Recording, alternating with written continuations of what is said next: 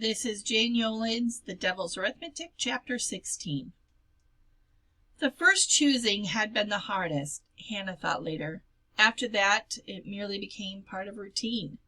And if you didn't stand too near the Greeks, or work too slowly, or say the wrong word, or speak too loudly, or annoy the guards, or threaten the Vlachova, or stumble badly, or fall ill, the chances were that this time you wouldn't be chosen.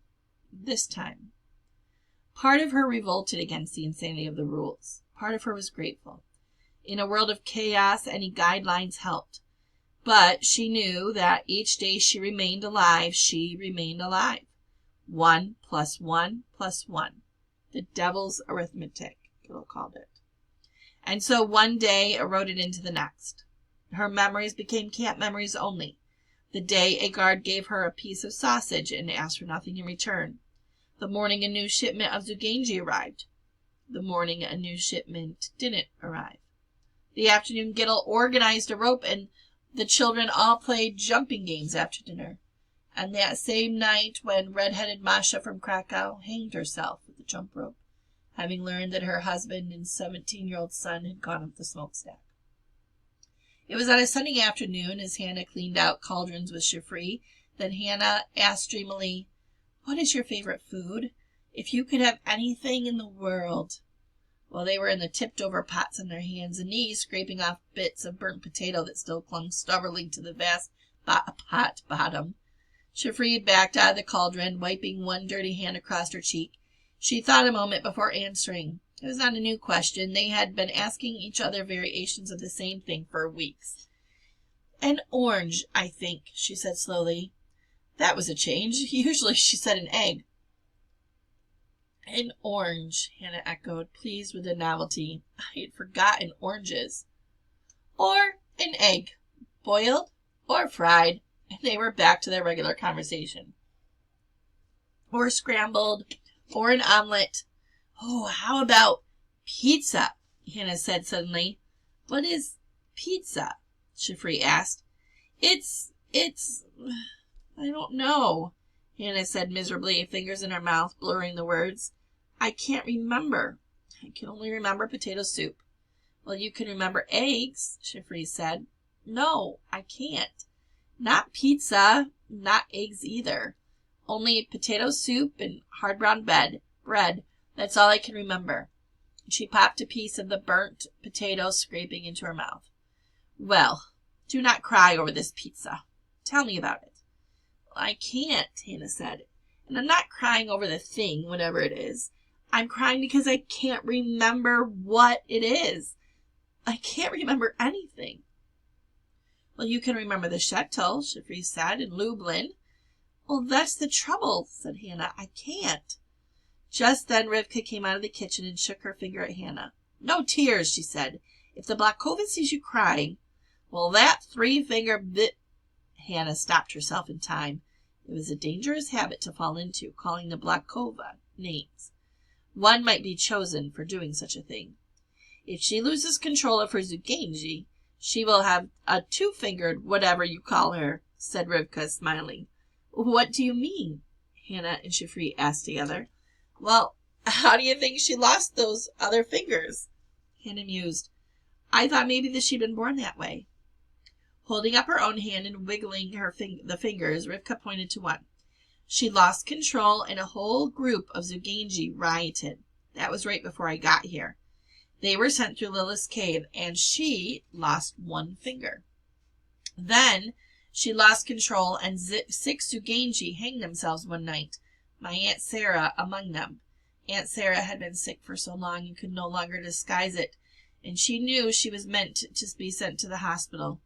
Everyone really sick in the hospital goes up the stack. So she said to my mother, 'I will do the choosing, not them. God will understand.'" Rivka smiled. "A second finger. I wish Aunt Sarah could have seen the Vlachova's face in the morning when they took that finger." "Maybe we should do something to help the Vlachova balance her hand. 3 is such an unlucky number," Shifri said. Rivka shook her head. "Too dangerous. Let the grown-ups make their plans." "What plans?" asked Hannah. "Oh," Rivka said mysteriously, "there are always grown-up plans." "What plans? Hannah and Shifri asked together. But before Rivka could answer, a shout from the gate end of the compound riveted them. Commandant! Well, he was just here yesterday, Hannah said in a nervous whisper. He was not due at least for another few days. Ignoring her, Rivka had already put her hands to her mouth, making the clucking sound to warn the children. Shifri, too, was signaling. Well, it's not fair, Hannah complained, her voice rising into a whine. Shifri nudged her angrily, and Hannah began to cluck as the little ones scrambled for the midden pile. The first two in were a brother and sister, 7 and 8 years old. They left green and blue shorts and shirts at the edge of the dump. Next came a 9-year-old girl carrying the baby. She shucked off her shoes as she ran and, holding the baby under one arm, tore off its shirt. When she set the naked baby down by the side of the pile in order to get out of her own dress, the child immediately began crawling towards the midden on its own. Like spawning fish, the children came from everywhere to dive into the pile. They waded or crept in one after another until the horrible clucking continued, and overhead the swallows, alerted to the feast of insects, dipped and soared. Finally, Hannah finally heard the commandant's car, then saw it as it was barreled toward them, down the long bare avenue between the barracks. It moved relentlessly towards the hospital, which squatted at the compound's end. The car had just passed the Zuganji barracks when the hospital door opened, and a small, thin boy limped down the steps, his right knee bloody, and his blue eyes ringed with dirt. He was wiping his hands on his shirt. When he looked up and saw the car bearing down on him, despite the desperate clucking from all around, he froze, staring. Reuven! Hannah cried out. Run! Run to the midden! But the boy didn't move, and she felt a sudden coldness strike through her as if an ice dagger had been plunged into her belly. Gutanu, Rivka whispered. Shifri, who had been looking at the midden with its bright flags of clothing, heard Hannah's shout and turned. She grabbed Hannah's hand, squeezing it until there was no feeling left. The car slowed, then stopped. Commandant Brewer himself got out of the car. He walked towards Reuven, and the child could not look at him, staring instead at Hannah, his hand outstretched toward her. Big tears ran down his cheeks, but he cried without a sound. He knows, Hannah whispered. Hush, Rivka said. The commandant looked down at the boy. Have you hurt yourself, my child? He asked, his voice deadly soft. Hannah moved forward a half step, and Rivka jerked her back. Let me see, Brewer said. He took out a white handkerchief out of his pocket and touched it to Reuven's bloody knee thoughtfully. And where is your mother? When Reuven didn't answer, Hannah stepped forward. Please, sir, his mother is dead. Rivka gasped. Hannah heard her and added hastily, She died years ago when he was born. The commandant stood up and stared at her, his eyes gray and unreadable. Are you his sister? She shook her head dumbly, afraid to say more. Oh, that is good. For you. Brewer bent down and wrapped the handkerchief around the boy's knee, knotting it gently with firm, practiced hands. Then he picked Reuven up. A boy your age should be with his mother, he said, smiling. So I shall be sure that you go to her. He handed Reuven to his driver, who was waiting by the car door. Then, without another word, Brewer went up the stairs into the hospital and closed the door so quietly they could not tell when it was finally shut.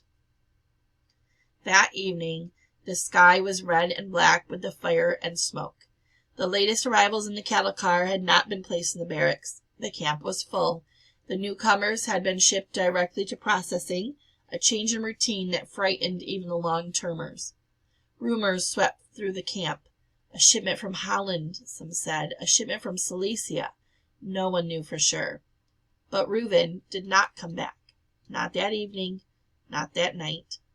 Not ever, Hannah muttered to herself as she watched the smoke curling up, writing its long numbers against the stone-colored sky. And it's my fault. Why is it your fault? Rivka asked. I should have said he was my brother. Well, then you would not be here either. It would not have helped Reuven. He is dead. Hannah said the word aloud curiously, as if understanding it for the first time. Dead. Do not say that word. Monsters, Hannah said suddenly.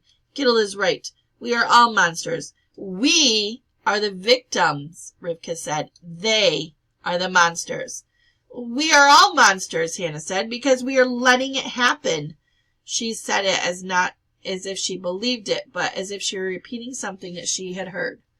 God is letting it happen, Rivka said, but there is a reason. We cannot see it yet, like the binding of Isaac. My father always said that the universe is a great circle, and we only see a piece of the arc. God is no monster, whatever you think now. There is a reason. Hannah scuffed the ground with her foot. We should fight, she said. We should go down fighting. Rivka smiled sadly. We would fight with... What would we fight with? With guns. We have no guns. With knives. Where are our knives? With something. Rivka put her arm around Hannah's shoulder. Come. There is more work to be done. Work is not fighting. You want to be a hero? Like Joshua at Jericho? Like Samson against the Philistines? She smiled again. I want to be a hero like... Hannah thought a minute, but she could think of no one. Who? I don't know. My mother said before she died that it is much harder to live this way and to die this way than to go out shooting. Much harder. Chaya, you are a hero. I am a hero. Rivka stared for a moment at the sky and the curling smoke. We are all heroes here. That night, Vega began to speak, as if the words so long dammed up as to risen to flood. She told a story that she had heard from her father, about the great Baal Shem Tov. It was set in the time when he was a boy named Israel, and his father warned him, Now, my son, that the enemy will always be, or know, my son, that the enemy will always be with you. He will be in the shadow of your dreams and in your living flesh, for he is the other part of yourself. There will be times when he will surround you with walls of darkness. But remember always that your soul is secure to you, for your soul is entire, and that he cannot enter your soul, for your soul is part of God. Vague's voice rose and fell as she told the story of how young Israel led a small band of children against a werewolf whose heart was Satan's. And in the end, when Israel walked straight into the werewolf's body and held his awful dark heart in his hand, shivering and jerking like a fish out of water, Vague said, her own hand moving in the same way, that awful heart was filled with immeasurable pain, a pain that began before time and would endure forever. She whispered the story as the night enfolded them. And then Israel took pity on the heart and gave it freedom.